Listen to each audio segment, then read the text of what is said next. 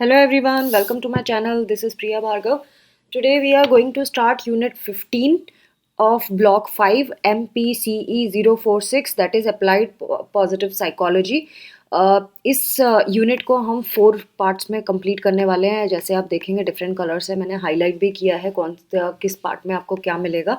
And आपको description section में इन सारे वीडियोस के लिंक भी मिल जाएंगे एंड क्या कवर किया गया है ये भी उसमें मिल जाएगा. So let us start with the topic stress management and post traumatic growth. इसके ऊपर बात करेंगे. स्ट्रेसर सबकी लाइफ में होते हैं, है ना. स्ट्रेस तरह तरह के होते हैं. जो जिस एज में है उसी एज में हमें कोई ना कोई स्ट्रेस लगा ही रहता है. किसी को जॉब का टेंशन, किसी को करियर का, किसी को फैमिली का, किसी को हेल्थ का, किसी को बच्चों का, है ना. कोई ना कोई टेंशन लगी रहती है.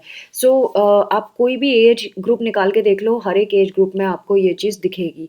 इवन जो करियर ओरिएंटेड होते होंगे उनको ये भी लगता होगा कि इस कोर्स के बाद हम क्या करें, है ना. बहुत सारे रीजंस होते हैं कि हर एक स्टेज में कि आपको किस तरह का स्टेज है. एडोलेसेंट्स की बात करें तो उनको फिजिकल साइकोलॉजिकल चेंजेस जो आ रहे होते हैं उससे स्ट्रेस हो रहा होता है. एडल्ट्स अपने जॉब, फैमिली, रिलेशनशिप, बच्चे, ओल्डर फैमिली मेम्बर्स के बारे में. ओल्ड एज की बात करो तो उन्हें फाइनेंस, हेल्थ और सोशल सपोर्ट इसके बारे में टेंशन होती है. और भी पॉपुलेशन का पार्ट है जो माइनॉरिटी में आता है, जैसे कि बच्चे हो गए. बच्चों को अपनी पढ़ाई की टेंशन होती है. लेडीज़ होती हैं, उनको अपनी पर्सनल चीज़ों की टेंशन होती है. पर्सन्स विद डिसेबिलिटीज़ की बात करें तो उनके लाइफ में भी स्ट्रेसर्स होते हैं. LGBTQ+ की बात करें तो उसमें भी आपको दिखेगा. एंड देन HIV एड्स के पेशेंट्स का अलग होता है, क्रॉनिक इलनेस वालों की अलग. तो हर एक स्टेज में अगर आप देखें लाइफ के किसी भी ग्रुप को उठा के देख ले, उनके अपने स्ट्रेस है.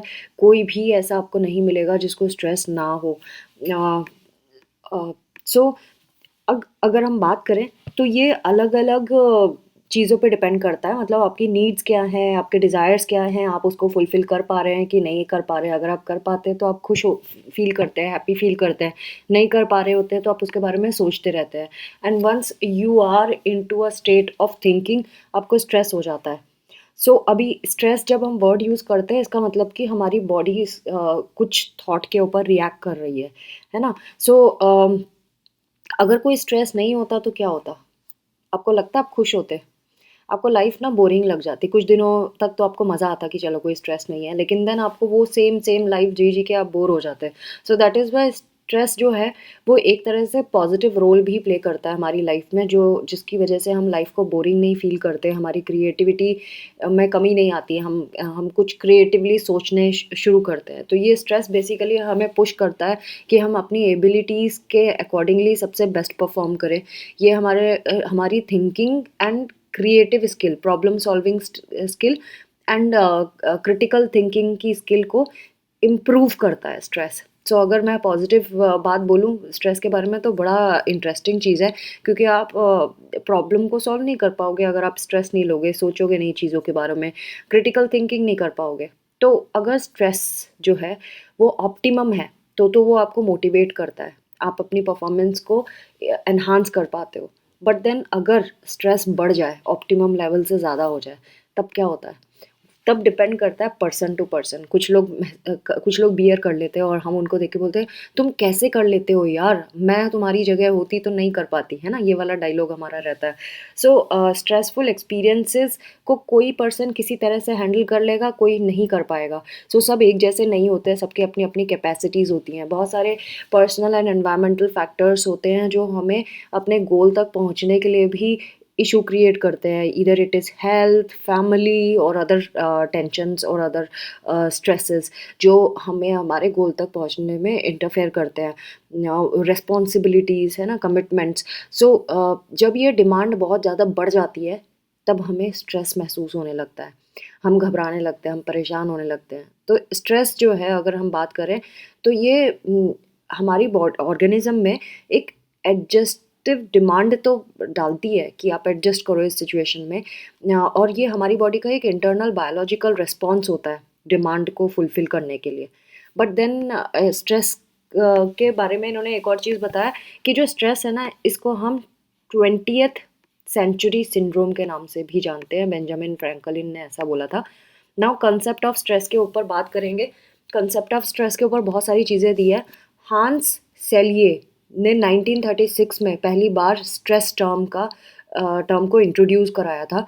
और ये लैटिन वर्ड से ड्राइव्ड है, जिसका जो लैटिन वर्ड जो है वो स्ट्रिंगेर है। मे बी इसको प्रोनाउंसिएशन मैं रॉन्ग कर रही हूँ।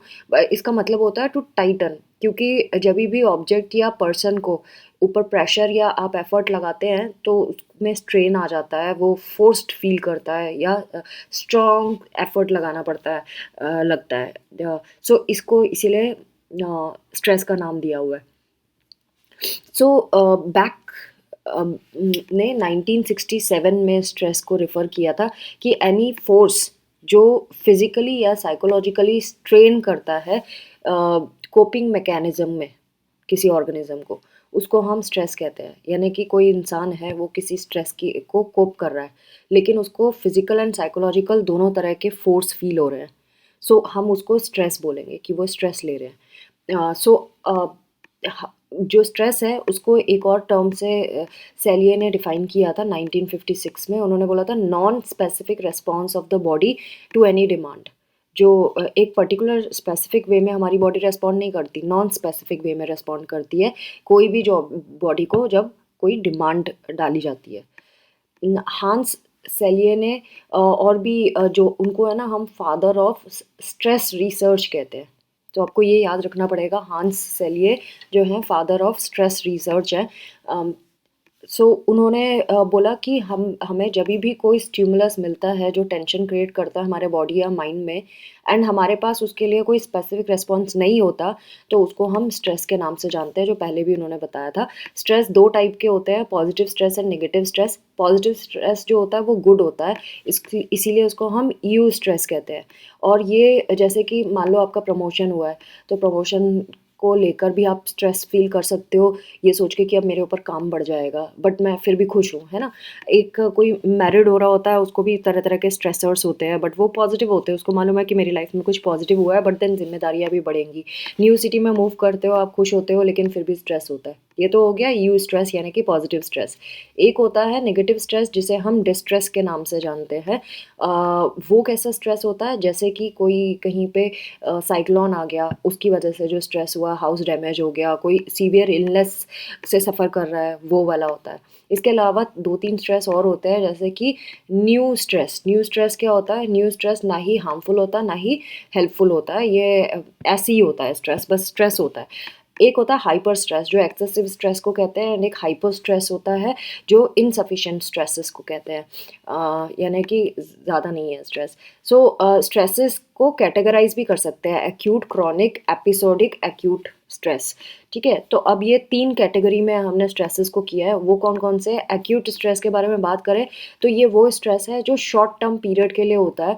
ये लाइफ का कोई बहुत स्ट्रेसफुल इवेंट हो सकता है, जैसे कि accident of A loved one, disaster, या किसी आपका कोई गोल था, उसको आप नहीं अचीव कर पाए, उस पर फेल हो गए, या फिर कोई ट्रॉमा हो गया आपको, या जॉब लॉस हो गया। ये एक्यूट स्ट्रेस होता है, ये सडनली आता है आपकी लाइफ में, और ये ज़्यादा लंबे टाइम तक नहीं चलता है। तो अगेन एक्यूट स्ट्रेस जो होता है, इस अगर ये होता है तो इस वजह से बहुत सारी चीज़ें हो सकती हैं हमें, जैसे कि diabetes, headache, rapid heart palpitation, acidity, muscle tension, body pain, ये सारी चीज़ें एक्यूट स्ट्रेस की वजह से होता है।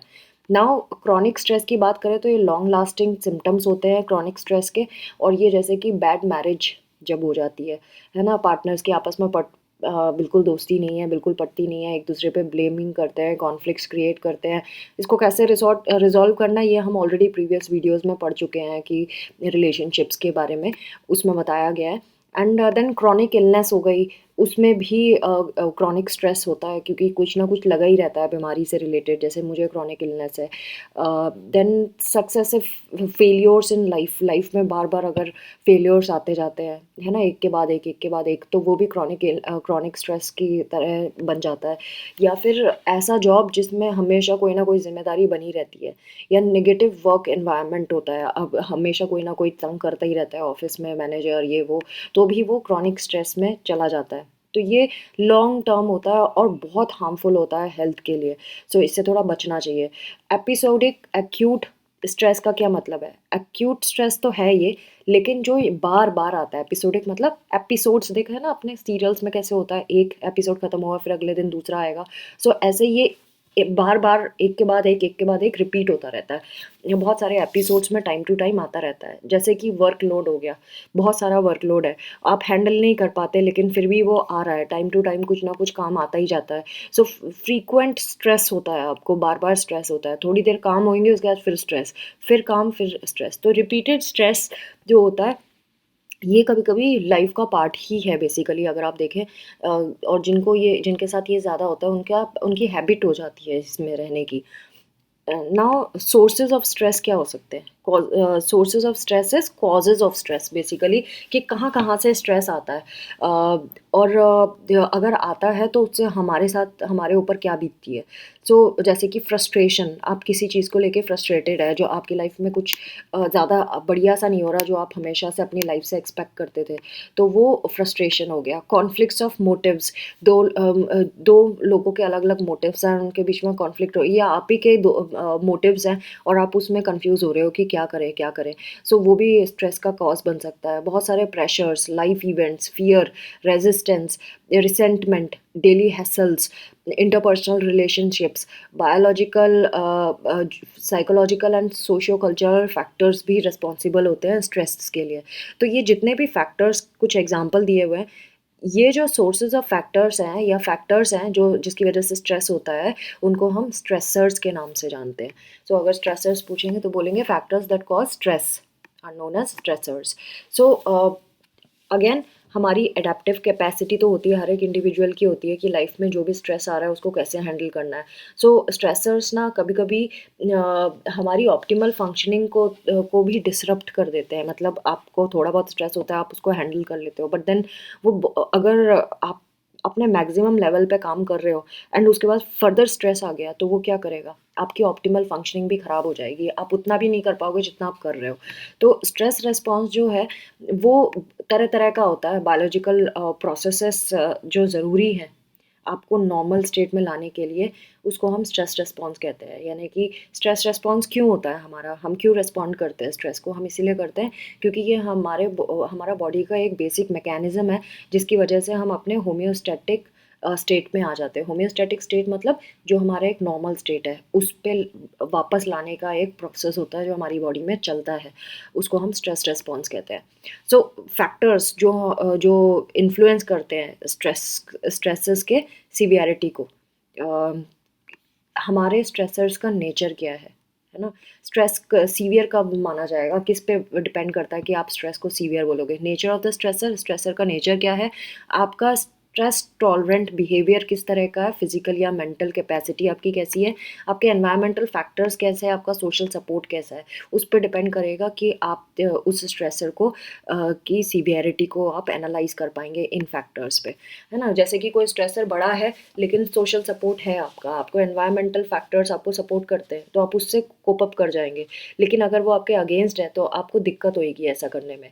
हमारा जो रिएक्शन और रिस्पॉन्स होता है स्ट्रेसेस का, वो बहुत इंपॉर्टेंट चीज़ है, क्योंकि अगर हमने उसको ठीक से नहीं किया तो maladjustment and maladaptive coping behaviours पे हम चले जाते हैं। एंड हर एक इंडिविजुअल के ऐसा कर सकता है कि जब उसको स्ट्रेसर्स बहुत ज़्यादा है और वो ढंग से रिस्पॉन्स नहीं कर रहा, तो वो दूसरे गलत तरीके अपनाने लगता है, जैसे कि सब्सटेंस अब्यूज़ में चला जाता है, स्मोकिंग करने लगेगा, ड्रिंकिंग करने लगेगा, कुछ और गंदी हैबिट्स में ड्रग्स वगैरह की हैबिट पड़ जाएगी। तो ये वाली चीज़ों में भी चले जाते हैं जब लोग स्ट्रेस को नहीं हैंडल कर पाते, क्योंकि वो ईजी वे लगता है उनको, but then that is very damaging to the health, family के लिए भी डैमेजिंग होता है। तो आप अपना तो नुकसान करते हैं इन चीज़ों में जाके, पूरी फैमिली मेम्बर्स को भी अफेक्ट करते हैं इस चीज़ों से। कुछ लोग गैम्बलिंग में भी लग जाते हैं, तो ये बहुत गलत चीज़ है। So better idea is to take the help of a therapist. ना स्ट्रेसर्स का इम्पैक्ट क्या होता है, वो डिपेंड करता है कितना इम्पोर्टेंट है वो किसी पर्सन के लिए, कितने लंबे टाइम तक वो स्ट्रेस है, एंड उसके क्यूमुलेटिव इफ़ेक्ट्स क्या हो रहे हैं। क्यूमुलेटिव इफ़ेक्ट्स मतलब कि क्या उस स्ट्रेस की वजह से बहुत सारी चीज़ों में स्ट्रेस पड़ रहा है, तो वो स्ट्रेस मल्टीप्लाई हो जाता है ना। एक स्ट्रेस है लेकिन उसने सब, जैसे किसी का जॉब चला गया, अब जॉब चला गया वो तो स्ट्रेस है, उसके अलावा उससे अटैच्ड स्ट्रेस क्या है, जॉब कब मिलेगा नया, दूसरा, आप खर्चे कैसे चलेंगे फैमिली के। अब कुछ अगर लोन लिया है तो उसको कैसे फुलफ़िल करेंगे, है ना? सो ऐसी बहुत सारी चीज़ें हैं, अगर दवाइयों का चक्कर है तो दवाइयाँ कहाँ से आएँगी? सो बहुत सारे जो ये क्युमुलेटिव इफ़ेक्ट्स हो जाता है। मल्टीप्लिसिटी एंड इमिनेंस, वो कितना क्लोज़ है वो स्ट्रेस। दूर का है वो तो ठीक है, सपोज़ किसी बहुत नज़दीकी रिश्तेदार एक्सपायर हो गए, तो आपको दुःख है उसका, लेकिन ऐसा नहीं है कि वो आपकी इमीडिएट लाइफ़ पे इम्पैक्ट डाल रहा है। लेकिन कोई इमीडिएट इमिनेंस है, बहुत क्लोज़र है, तो फिर वो आपको ज़्यादा असर डालेगा। देन ये बहुत इम्पोर्टेंट एस्पेक्ट है इंडिविजुअल की लाइफ में, जो स्ट्रेसर्स होते हैं जो बहुत इम्पोर्टेंट है किसी इंडिविजुअल की लाइफ में, तो वो हाईली स्ट्रेसफुल सिचुएशन मानी जाती है। और अगर ये लंबे टाइम तक हो तो ये एग्जॉशन में चला जाता है। बहुत सारे स्ट्रेसर्स हैं, अगर एक साथ आ जाए तो उसका भी इम्पैक्ट बहुत ज़्यादा बढ़ जाता है ना? सो वो डिपेंड करता है कि सीवियरिटी ऑफ स्ट्रेस कैसे है, और अगर सीवियरिटी ऑफ स्ट्रेस इंक्रीज़ होता है तो वो बहुत ज़्यादा डिमांड भी बढ़ा देता है कि हम स्ट्रेस से कोप करने की, एंड स्ट्रेस तो बढ़ ही जाता है सीवियरिटी होने की वजह से। तो स्ट्रेसर्स जो ब्रॉडली हम कैटेगराइज करते हैं 4 टाइप्स में: physical stressors, psychological stressors, environmental stressors and socio cultural stressors. Physical stressors की बात करें, जैसे कि बॉडी से रिलेटेड है, जैसे कि इंजरी हो गई, इन्फेक्शन हो गया, इमोबलाइजेशन हो गया, माल न्यूट्रिशन हो गया, इनएडिक्वेट लिविंग स्पेस हो गई, ये सब फिजिकल स्ट्रेसर्स है जो हमारी एक्सटर्नल बॉडी से रिलेटेड है। साइकोलॉजिकल स्ट्रेसर्स है जो माइंड से रिलेटेड है, जैसे कि सेल्फ एस्टीम पे थ्रेट आ जाना, है ना? ऑफिस वर्क पे कोई बेइज्जती करता है, फैमिली में हस्बैंड इंसल्ट करता है वाइफ की, या वाइफ इंसल्ट करती है हस्बैंड की, तो वो सेल्फ एस्टीम पे आ जाता है। Failure in an intellectual task, आपने कोई एग्ज़ाम दिया, आपके बहुत तमन्नाएं थी कि आप उसको पास कर लोगे लेकिन आप नहीं कर पाए, सो वो इंटेलेक्चुअल टास्क पे फेल होना भी एक साइकोलॉजिकल स्ट्रेसर की तरह काम करता है। आपका किसी interaction with a hostile person, ऐसा पर्सन जो बहुत इनसेंसिटिव है, आपको बिल्कुल नहीं सुनता है, वो भी स्ट्रेसर का काम करता है। Frustration, conflicts, poor health, poor financial conditions, life crisis, ये सारी चीज़ें जो हैं, ये आपका साइकोलॉजिकल स्ट्रेसर का काम करता है। एनवायरमेंटल स्ट्रेसर क्या हो गया? क्राउडिंग, बहुत भीड़ भाड़ वाले एरिया में पहुंच गए आप, रोड जैम लगे हुए हैं, लाउड नॉइज़ है, पड़ोसी हमेशा तेज़ तेज़ नॉइज़ करते रहते हैं, शांति से बैठने नहीं देते, या कुछ ऐसा। एक्सट्रीम टेम्परेचर हो गया, वो एनवायरमेंटल स्ट्रेस है। एयर पोल्यूशन, सेंसरी डेप्रिवेशन, है ना? एनवायरमेंटल ओवरलोड और अंडरलोड, तो ये वाली चीज़ें। And then socio cultural stressors क्या हो गया? सोशल आइसोलेशन, आप सबसे अलग थलग रहते हैं, अलग अकेले रहते हैं क्योंकि आपका कोई है ही नहीं, अकेले हैं आप। कल्चरल डेप्रिवेशन, आपको आप किसी दूसरे कंट्री में चले गए हैं जहाँ पे आपके कल्चर से रिलेटेड कुछ नहीं है और आप आइसोलेटेड फील करने लगे हो। सोशल डिसएडवांटेजेस, लोग समाज ने आपको डिस्कार्ड कर दिया किसी रीज़न से, या पुअर सोशियो इकोनॉमिक स्टेटस, गरीबी है। डिस्टर्ब्ड फैमिली, तो फैमिली में ही बहुत सारे क्लैशेस हो रहे हैं। अनडिजायर्ड सोशियो कल्चरल एक्टिविटीज़, आपके एनवायरनमेंट में ऐसी एक्टिविटीज़ चल रही हैं जो आपको बिल्कुल पसंद नहीं है और हो रही हैं। देन लो सोशल स्टेटस होना, ये सारी चीज़ें स्ट्रेसर्स होते हैं। तो अब आपको समझ आ गया होगा physical, psychological, environmental and socio cultural stressor क्या होता है। नाउ इसके ऊपर 2 मॉडल्स हम पढ़ने वाले हैं, उसके बाद ये वीडियो खत्म हो जाएगा। ये मॉडल्स बहुत इंपॉर्टेंट है। So let us start with general adaptation syndrome model of stress, जिसे गैस कहते हैं, GAS, जनरल एडेप्टेशन सिंड्रोम। ये हांस सेलिये ने निकाला था। इस मॉडल में इन्होंने बताया कि इसमें 3 स्टेजेस होते हैं: alarm, resistance and exhaustion. Alarm stage की बात करें तो ये वो एक्सटर्नल स्टिमुलस या स्ट्रेसर है जो एक्टिवेट करता है हमारा इंटरनल स्ट्रेस सिस्टम को, बॉडी के। तो जैसे कि कोई आपको न्यूज़ आई कोई चीज़ की कि एग्ज़ाम ना जल्दी हो रहे हैं, अब आपकी तैयारी तो है नहीं, तो ये आपके इंटरनल स्ट्रेस सिस्टम को अलार्म मिल गया है कि एक्सटर्नल स्टिमुलस या स्ट्रेसर ने आपको एक्टिवेट कर दिया कि अब तो पढ़ना पड़ेगा भाई। ये बहुत सारे फिजियोलॉजिकल एंड केमिकल रिएक्शंस जो हैं आपकी बॉडी में शुरू हो जाएंगे, जैसे कि पिट्यूटरी एंड एड्रिनलिन सिक्रीशंस शुरू हो जाएंगे। एंड उसमें आपका क्या होगा? रेस्पिरेशन बढ़ जाएगा, हार्ट रेट बढ़ जाएगा, ब्लड प्रेशर या हाई सेंसेस जो है वो भी एक्टिवेट हो जाएंगी। नाउ अगर ये स्ट्रेसर कंटिन्यू होता है, यानी कि अब आपको, क्योंकि आपकी तैयारी नहीं है, तो आप उसको मल्टीप्लाई तो कर ही लेंगे कि भाई मेरी तो तैयारी नहीं है, तो आप बार बार उसके बारे में सोचेंगे। तो एक तो स्ट्रेसर था कि एग्ज़ाम प्रीपोन्ड हो गए, अब दूसरा स्ट्रेसर ये आ गया कि आपकी तैयारी भी नहीं है, तो अब आप रेजिस्टेंस स्टेज में चले जाते हैं, क्योंकि वो कंसिस्टेंटली जब तक एग्ज़ाम होता नहीं है तब तक वो कंसिस्टेंटली स्ट्रेस रहेगा। सो आप अब जो बॉडी है वो ऑर्गन सिस्टम को एक्टिवेट कर देगी कि उस स्ट्रेस को डील करना है। आपकी बॉडी उससे कोप करने की कोशिश करेगी। बहुत ज़्यादा कोशिश करने के बाद सेकंड स्टेज पे आप रहते हैं, एंड जब ये स्ट्रेसर्स अनरिलेटेड हो जाते हैं, मतलब इतना ज़्यादा स्ट्रेस हो जाता है जिसकी बिल्कुल भी तैयारी नहीं है उसका हल क्या होगा, और एग्ज़ाम बिल्कुल एक-एक दिन निकलता जा रहा है। सपोज़ उसी टाइम आपके यहाँ गेस्ट भी आ गए और आपको अगले दिन एग्ज़ाम है। तो अब आपको स्ट्रेसर बढ़ गया ना, अब आपका रेज़िस्टेंस से बाहर हो रही है वो चीज़। आप किसी तरह अडैप्ट कर रहे थे, बुक्स पढ़ रहे थे, लेकिन अब घर में और ज़्यादा डिस्टर्बेंस हो रहा है, लोग आ गए। अब क्या करेंगे? अब आपका स्ट्रेस और बढ़ गया। अब आप उसको हेल्प नहीं कर पा रहे हैं, अब आप अपने आप को हैंडल नहीं कर पा रहे हैं। आपके जो इमोशंस हैं वो आउट ऑफ कंट्रोल होते जा रहे हैं। सो वो आप एग्ज़ॉशन स्टेट में पहुँच गए हैं अब। सो इसमें यही बताया है कि जो इमोशनल स्ट्रिंग है वो पर्टिकुलरली आप बढ़ती जाती है, आप रेज़िस्ट नहीं कर पाते हो। अगर स्ट्रेसर परसिस्ट कर रहा है क्योंकि एग्ज़ाम है कल और घर पे गेस्ट हैं और पढ़ने का बिल्कुल वक़्त नहीं है, सो बहुत लंबे पीरियड तक जब चला है तो आपका एडेप्टेशन जो है वो ख़राब होने लगता है। तो अब आप ड्रेन्ड फ़ील करते हैं और एग्ज़ॉस्ट हो जाते हैं। तो इसी के ऊपर ये गैस का पूरा डायग्राम है जो आप चार्ट दिया हुआ है इन्होंने 3 स्टेजेस का, जनरल एडेप्टेशन सिंड्रोम का। अगर आप यहाँ देखें रेजिस्टेंस लेवल ऑफ स्ट्रेस, ये लो रेजिस्टेंस है और ये हाई रेजिस्टेंस है। High resistance is good, low resistance is bad, मतलब आप बिल्कुल कोप नहीं कर पा रहे हैं, और हाई मतलब आप बहुत अच्छे से कोप कर रहे हैं, नॉर्मल मतलब नॉर्मली कोप कर रहे हैं। यहाँ पे अगर आप देखेंगे नीचे, तो ये कंटिन्यूस स्ट्रेस कैसे से कंटिन्यू हो रहा है वो इसके बारे में बताया, और यहाँ पे अगर कंटिन्यूअस रहेगा स्ट्रेस और आप रेजिस्ट नहीं, मतलब एडप्ट नहीं कर पाएंगे, पुअर कंडीशन में चले जाएंगे, तो डेथ होने की चांसेस भी बढ़ जाती है। तो यहाँ पे इन्होंने बताया कि देखिए कैसे ये शॉक स्टेट आया है। सो आपको स्ट्रेस हुआ है, स्ट्रेस जो रेजिस्टेंस लेवल टू स्ट्रेस है वो थोड़ा सा लो हुआ है, मतलब इतना है कि आप अलार्मिंग सिचुएशन है ये। फिर आप काउंटर शॉक, मतलब कि अब आप अपने आप को कोप करने की कोशिश कर रहे हैं, आप एडप्ट करने की कोशिश कर रहे हैं। नाउ आप फिर एडप्टेशन कोशिश बहुत ज़्यादा कर रहे हैं। अब ये एडेप्टेशन होती जा रही है बट वो धीरे-धीरे रिड्यूस होती जा रही है जब स्ट्रेस कंटिन्यूअस है। अब ख़त्म नहीं हुआ है स्ट्रेस, आपकी बॉडी ने बहुत कोशिश की कोप करने की, आपके माइंड ने बहुत कोशिश की। अब ये धीरे-धीरे नीचे जाता जा रहा है आपका कोपिंग जो एडेप्टेशन का प्रोसेस है, और स्ट्रेस यहाँ से बढ़ता जा रहा है। ये इस तरफ मतलब बढ़ता जा रहा है।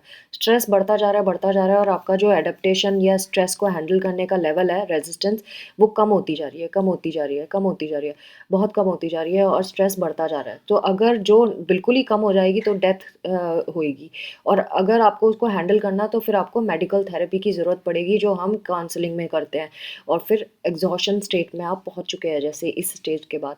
तो इस तरह से इन्होंने पूरा डिवाइड किया हुआ है। नाउ ये तो था फिजियोलॉजिकल कैसे होता है, फिजियोलॉजिकली ओरिएंटेड अप्रोच थी स्ट्रेस को, बट इसमें और भी दो चीज़ें ऐड कर दी गई हैं, साइकोलॉजिकल एंड बिहेवियरल। साइकोलॉजिकल में क्या आएगा, मूड चेंजेस होते हैं, नेगेटिव इमोशंस आते हैं, फीलिंग ऑफ हेल्पलेसनेस आती है, एंड बिहेवियरल में क्या आता है, स्ट्रेसर को डायरेक्टली कन्फ्रंट करना, है ना, और स्ट्रेसर के बारे में और इन्फॉर्मेशन कलेक्ट करना सो दैट उसको हैंडल किया जा सके। तो ये 3 डायमेंशंस में हम देख सकते हैं, physiological, psychological and behavioural. Now एक और मॉडल है जिसको बोलते हैं डायाथीसिस स्ट्रेस मॉडल। डायाथीसिस स्ट्रेस मॉडल जो है ये स्ट्रेस पे ही बेस्ड मॉडल है, रूबिनस्टीन ने दिया था ये, एंड ये किस तरह से स्ट्रेस अकर होता है, उसके आउटकम क्या होते हैं, उसके बारे में बात की है। इन्होंने ये बोला है कि जो हमारा स्ट्रेस है होता है तब यहाँ पे डायनामिक इंटरेक्शन होता है hereditary factors and environmental factors के बीच में। सो बहुत सारे बायोलॉजिकल प्रीडिस्पोजिशंस तो होते ही हैं किसी भी डिसऑर्डर को होने में, यानी कि हमारी जो भी कोई बीमारी होती है, सपोज हाई ब्लड प्रेशर या ब्लड शुगर, इसके पीछे बायोलॉजिकल रीजंस तो हैं, हमें पता है कि उसके पीछे बायोलॉजिकल रीजंस होते हैं, लेकिन जो वल्नरेबिलिटी बढ़ जाती है जब एनवायरमेंटल फैक्टर्स भी एग्जिस्ट करते हैं। सो या इनको होने में एनवायरमेंटल फैक्टर्स का भी रोल है, मैं ये कह सकती हूँ, स्ट्रेसर्स का भी रोल है किसी पर्सन में अगर कोई इलनेस होती है तो। सो हम ऑब्वियसली प्रोन हैं बहुत सारे इरिटेबल एंड जो लोग, इन्होंने एक एग्जांपल दिया है मैं हमको तो नहीं बोलती हूँ, एक पर्सन के बारे में बात करती हूँ। कोई पर्सन जो एंग्जाइटी जिसको ज़्यादा होती है या जो इरिटेबल बहुत जल्दी हो जाता है, अगर वो ऐसे एनवायरमेंटल स्ट्रेसर्स के इंटरेक्शन में आता है जिससे उसकी एंग्जाइटी या बढ़ जाती है, तो ऑब्वियसली बढ़ेगी, क्योंकि वो तो वल्नरेबल था ही पहले से। दैट इज़ वाई ये डायथीसिस स्ट्रेस मॉडल को हम वल्नरेबिलिटी स्ट्रेस मॉडल भी कहते हैं। यहाँ पे इन्होंने एक्सप्लेन किया हुआ है कि ये कैसे होता है। सो अगर मैं इस फिगर को थोड़ा सा छोटा करूँ तो आप यहाँ देख पाएंगे डायथीसिस स्ट्रेस डुअल या डुअल रिस्क मॉडल। इसमें यहाँ पे बताया है, देखिए एनवायरनमेंट नेगेटिव टू पॉजिटिव, यहाँ पे आउटकम्स नेगेटिव टू पॉजिटिव। सो अगर एक नॉर्मल रिजिलियंट इंडिविजुअल है, सो चाहे नेगेटिव क्यों ना हो एनवायरनमेंट, वो हमेशा नॉर्मली ही हैंडल करेगा सारी सिचुएशन को, और ये स्ट्रेट लाइन एक रेजिलिएंट इंडिविजुअल की है। लेकिन जो वनरेबल इंडिविजुअल है, जिसको ज़्यादा स्ट्रेस होता है बार बार, जो एंग्शियस फील करता है, उसके साथ क्या हो रहा है, देखिए नेगेटिव एनवायरनमेंट है और नेगेटिव आउटकम आ रहे हैं, तो वनरेबल इंडिविजुअल का ये लेवल होगा स्ट्रेस, वो बहुत ज़्यादा स्ट्रेस लेगा, नेगेटिवली कोप करने की कोशिश करेगा, सब कुछ नेगेटिव नेगेटिव करेगा। लेकिन जब एनवायरनमेंट पॉजिटिव हो जाएगा और आउटकम्स भी पॉजिटिव आने लगेंगे, तभी वो स्टेबिलिटी शो करेगा। अदरवाइज ये इस पोजीशन में रहेगा, वो हमेशा नेगेटिव पोजीशन में। तो ये है डायथीसिस स्ट्रेस मॉडल, जो एग्जाम पॉइंट ऑफ व्यू से इम्पॉर्टेंट है। सो आपके इस वीडियो में डायथीसिस स्ट्रेस मॉडल एंड ये गैस मॉडल, ये बहुत ज़्यादा इम्पॉर्टेंट है। सो आप इसको अच्छे से तैयार करिएगा। आई होप आपको ये वीडियो बेनिफिशियल लगेगा। And keep watching, and thanks for watching. Take care of yourself and do not forget to subscribe and share my videos with the rest of the students. Bye bye.